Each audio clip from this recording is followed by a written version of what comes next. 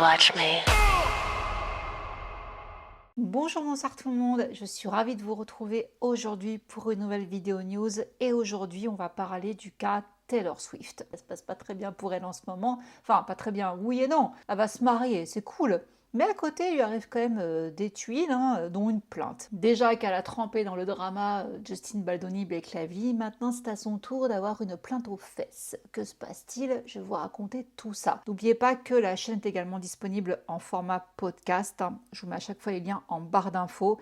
Vous avez également les plateformes ici à l'écran pour ceux qui préfèrent. Je suis également là-bas. Donc, qu'est-ce qui s'est passé? Remontons au 27 mars. Il y a eu la soirée iHeart Radio Music Awards. Ça faisait 3 ans que Taylor n'y avait pas été. C'est une très grosse soirée pour ceux qui ne connaissent pas dans le monde de la musique. Et elle y est allée avec son fiancé, le footballeur Travis Kelce. Elle a même fait une jolie déclaration d'amour à son chéri. Et elle a reçu de nombreuses récompenses. En fait, c'était l'artiste la plus nommée cette année. Donc elle a reçu plusieurs récompenses d'artiste de l'année, de la chanson pop de l'année pour The Fate of Ophelia et également album de l'année. Une soirée triomphante. Elle a affirmé que The Life of a Showgirl, donc son tout dernier album, lui avait été inspiré par l'énergie de ses fans pendant les concerts de son fameux Eras Tour. Je la cite: l'album est né de cette énergie de joie, de force, de confiance et de liberté. Je tiens donc à remercier les fans de m'avoir procuré ce sentiment. Et après s'adresser à son chéri, je pense que cet album dégage une impression de joie, de confiance et de liberté, car c'est ce que je ressens chaque jour grâce à mon fiancé qui est également présent. Alors on a pu admirer la bague de fiançailles taille XXL lors de cette soirée et du coup on en est arrivé à parler un petit peu de l'organisation de ce mariage. Donc selon des sources proches du couple, Taylor Swift envisagerait 2 voyages entre filles afin de permettre à toutes ses amies d'être présentes. New York, Nashville et les Bahamas seraient des destinations possibles. Quelles amies? Alors d'après une autre source, on parle de Selena Gomez, Gigi Hadid, les sœurs Haïm, désolé je les connais pas, Esté, Daniel et Alana. On parle aussi de Kylie Kelsey, Brittany Mahomes, Abigail Anderson, son amie d'enfance, et toutes elles préparent une surprise pour Taylor avant son mariage. Naturellement, vous remarquez la grande absente de la liste, Blake Lively, bien sûr. Pourtant, on les connaissait comme des besties, mais naturellement avec toute l'histoire du procès contre Justin, les deux femmes ne se seraient plus parlé depuis des mois. Taylor Swift se sentant prise au piège du conflit juridique. Et encore plus suite aux échanges d'SMS entre elles deux qui ont été révélés sur la place publique, Taylor Swift aurait le sentiment d'avoir été instrumentalisée. Bon, pour autant, certains sont quand même étonnés qu'il y ait le nom de Brittany Mahomes qui ressorte. Alors Brittany Mahomes, c'est l'épouse de Patrick Mahomes, qui est le coéquipier de Travis,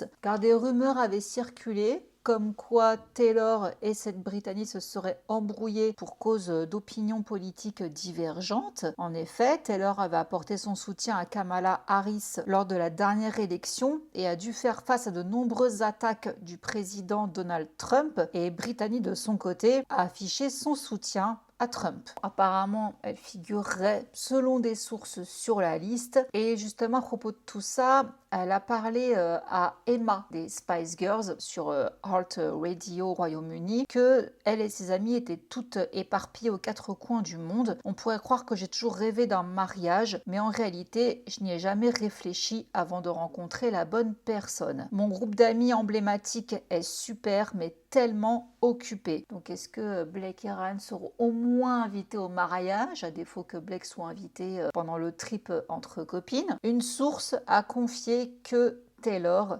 éprouve une certaine hésitation à l'idée d'inscrire Blake sur la liste des invités prestigieux. Cela déclencherait probablement un véritable déferlement médiatique. L'amitié entre Taylor et Blake est scrutée de près depuis que Taylor a été mêlée à cette bataille juridique. La source insiste sur le fait que leur amitié n'est plus ce qu'elle était en raison d'un fossé émotionnel difficile à ignorer, précisant que reconstruire cette proximité ne semble ni simple ni immédiat. Quant à leur relation actuelle, une autre source a affirmé confirmé. Elles ont peut-être échangé quelques messages depuis, mais cela fait longtemps qu'elles n'ont pas eu de conversation sérieuse. Taylor a pris ses distances car cela a érodé la confiance entre elles. Quand Taylor s'est retrouvée mêlée à cette histoire, cela a provoqué un durcissement des limites. Il faudra du temps pour voir comment les choses évolueront entre elles. Et on a le Daily Mail qui a rapporté que Blake n'avait pas contacté Taylor au sujet de sa demande en mariage et qu'elle n'avait pas l'intention de le faire. Il n'y a pas de question de savoir si Blake sera présente au mariage car elle n'y sera tout simplement pas. Voilà, selon cette source du Daily Mail, c'est un peu plus radical la réponse. Et donc, j'en arrive à cette histoire de plainte. Taylor est poursuivie en justice par une danseuse de cabaret pour contrefaçon de marque concernant son dernier album The Life of a Showgirl. Alors il s'agit de Maren Wade qui est danseuse de revue et qui est également écrivain à Las Vegas. Elle affirme que Taylor a sciemment ignoré ses droits sur un nom similaire. Donc selon la plainte, Wade a lancé la chronique Confessions of a Showgirl dans le Las Vegas Weekly en 2014 et cette chronique s'est ensuite transformée en spectacle puis en tournée. Donc je cite, pendant une décennie, Confessions of a Showgirl est devenue une marque englobant spectacle, écrit et médias numériques construite par une seule personne, ville après ville et spectacle après spectacle. Donc ça c'est ce qui est écrit dans la plainte. Wade a présenté le spectacle à travers le pays et a utilisé la marque lors de ses apparitions à la télévision et dans des podcasts. Toujours selon la plainte, cette Wade, en tant qu'artiste elle-même, respecte le droit de Taylor à la liberté d'expression créative et rien dans cette action ne la remet en cause. Il est soutenu que quelle que soit la protection juridique dont bénéficie l'expression créative, elle n'immunise pas Taylor contre sa décision distincte d'adopter une désignation prêtant à confusion comme marque de commerce, de l'apposer sur des produits et de l'utiliser comme identifiant de provenance dans le commerce. Effectivement, en 2015, l'Office américain des brevets et des marques a enregistré Confessions of a Showgirl et a désigné Maren Flagg comme propriétaire. Maren Flagg, c'est son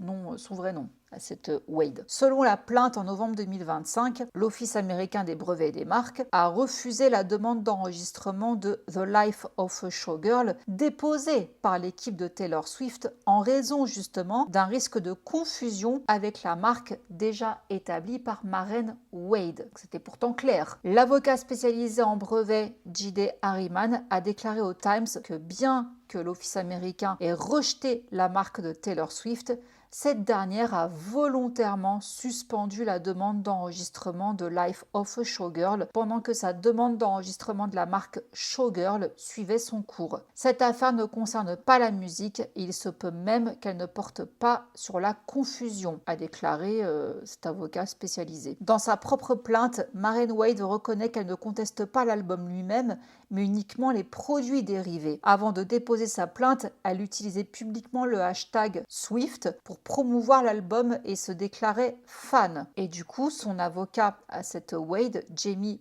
Parkinen, a déclaré au Times que Wade Maren avait consacré plus de 10 ans à la création de Confessions of a Showgirl. Elle a déposé la marque, elle l'a mérité. Lorsque l'équipe de Taylor Swift a demandé l'enregistrement de The Life of a Showgirl, l'Office des marques a refusé, jugeant la marque de Taylor Swift trop similaire pour prêter à confusion. Nous avons un grand respect pour le talent et le succès de Taylor Swift, mais le droit des marques existe pour garantir aux créateurs, quel que soit leur niveau, la protection de leurs œuvres. C'est l'enjeu de cette affaire. L'équipe de Wade soutient que depuis la sortie du 12e album de Taylor Swift l'an dernier, les résultats de recherche sont dominés par Taylor Swift. Et même si Wade a créé sa propre marque de danseuse de revue il y a 10 ans, sa marque est désormais perçue comme affiliée à celle de Taylor Swift. The Life of a Showgirl est une désignation parmi plus de 170 marques déposées ou en cours d'enregistrement, gérées par la société TAS pour le compte de Taylor Swift, couvrant des noms, des expressions et des désignations commerciales au sein de l'un des portefeuilles de marques les plus importants du secteur du divertissement. Quand on dépose un nom, on peut le déposer dans tous les domaines. Donc là, ce qu'on comprend, c'est que Taylor Swift, elle veut enregistrer The Life of a Showgirl dans 170 marques déposées, pour 170 aspects, si vous voulez, terrains sur lesquels elle pourra vendre des produits dérivés. C'est énorme en fait, elle veut tout couvrir avec ce nom-là. L'activité de Taylor Swift dans son ensemble ne dépend pas de l'utilisation continue d'une seule désignation. À l'inverse, Confessions of a Showgirl est la marque sous laquelle Wade a bâti son identité professionnelle depuis plus de 10 ans. Ce n'est pas une marque parmi des centaines, c'est la seule qu'elle possède. L'érosion continue de cette marque menace l'intégralité de la marque de Wade. Et oui, c'est dégueulasse, parce qu'en fait, pour Taylor Swift, c'est une marque parmi tant d'autres. C'est juste un album, et elle veut du coup faire une marque autour de cet album-là. Donc c'est son 12e album, elle est un petit kiff qu'elle se fait. Mais pour cette Wade, elle, c'est toute sa vie, c'est toute son entreprise en fait, toute son image qui est basée là-dessus. Donc je comprends, c'est pas juste. C'est comme là, Katy Perry, elle a perdu son procès contre Katy Perry. C'était une femme qui s'appelle également Katy Perry, sauf que ça n'a pas la même orthographe. C'est une styliste. Elle fait des vêtements, elle est cool. Et sa marque, c'est Katy Perry. Et ça fait environ 10 ans que cette histoire-là traîne. Et du coup, ça ne plaisait pas à Katy Perry. Elle voulait obliger cette femme à changer le nom de sa marque parce que ça pouvait prêter à confusion pour Katy Perry. Ouais, sauf qu'elle, elle était là avant, en fait. C'est également son nom. Donc elle a appelé sa marque à son nom. Et finalement, au bout de 10 ans de litige, elle a enfin obtenu gain de cause. Elle peut garder son nom pour sa marque de vêtements. Katy Perry ne pourra jamais sortir de vêtements sous le nom Katy Perry. Il faudra qu'elle, si un jour elle veut se lancer dans la mode, il faudra qu'elle prenne un autre nom, pas son nom à elle. Voilà. Donc voici pour la petite news sur Taylor Swift. Je ne sais pas ce que vous en pensez. Je trouve pas ça top. Franchement, je trouve pas ça top du tout parce que au moment où beaucoup se disent ah mais là on est quand même un peu déçus de Taylor, même si certains trouvent encore des choses à défendre en disant oui mais c'est normal, elle défendait sa meilleure copine, Blake et tout, d'accord, ok, admettons, il n'y a pas de souci. Mais vous savez très bien que Taylor Swift, elle divise beaucoup, hein. Il y en a qui la prennent pour un exemple, une fille très gentille, etc. D'autres qui disent que depuis toujours, elle dégage des vibes de mean girl. Et là, du coup, cette plainte qui tombe en sachant du coup maintenant l'histoire, que Taylor était au courant que le nom n'était pas disponible, mais elle le voulait quand même, en sachant du coup que ça causerait du tort et que ça invisibiliserait du coup cette femme-là, c'est pas cool. Ouais, c'est pas très bon pour son image, cette plainte-là. On verra ce que ça donnera, parce que c'est pas le nom exact, mais quand même, Confessions of a Showgirl, Life of a Showgirl, ouais, c'est quand même archi ressemblant quoi. C'est pas terrible et je comprends la plainte du coup de la femme. On verra ce que Taylor décide de faire, mais pour l'instant ce qu'on voit c'est qu'elle n'a pas décidé de se rétracter. Elle veut vraiment faire The Life of a Showgirl une marque à part entière. En sachant depuis le début que c'est pas disponible, que ça peut prêter à confusion avec l'autre. Ça m'érisse un peu les poils cette affaire. J'aime pas en fait, si vous voulez, quand de grosses célébrités qui ont tout l'argent du monde, tout le pouvoir du monde.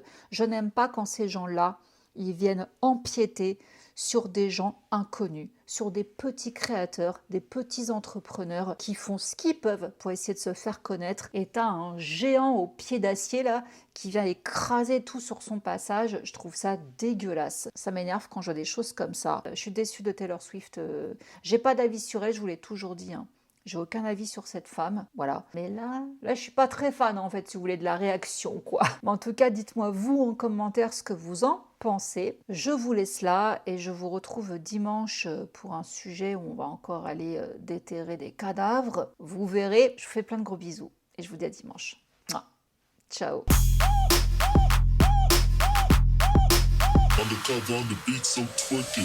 Like.